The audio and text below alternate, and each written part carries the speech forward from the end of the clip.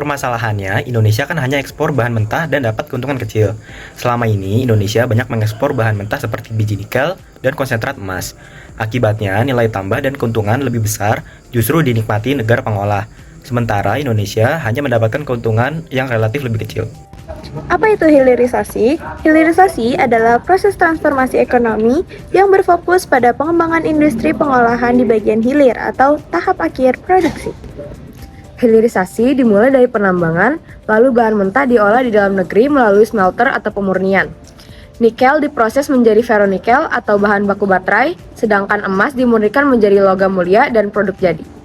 Perjalanan nikel dimulai dari biji mentah yang diolah melalui smelter menjadi ferronikel atau nickel matte sebagai bahan baku baterai kendaraan listrik, sementara biji emas diproses melalui pemurnian menjadi logam mulia bernilai tinggi untuk perhiasan serta komponen vital elektronik modern.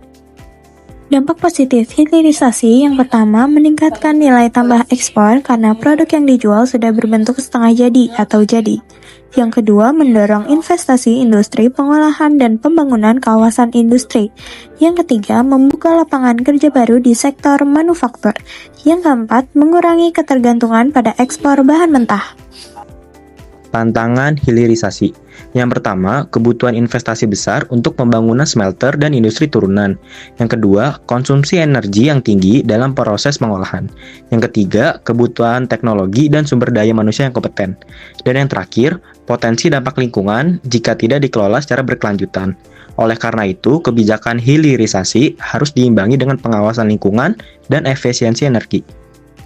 Hilirisasi merupakan strategi untuk meningkatkan nilai tambah dan memperkuat posisi Indonesia dalam rantai industri global.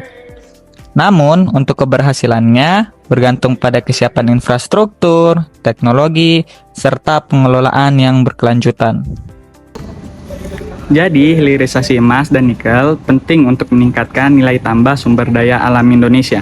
Dengan pengolahan di dalam negeri, Indonesia tidak hanya mengekspor bahan mentah, tetapi juga memperkuat industri nasional dan meningkatkan daya saing global.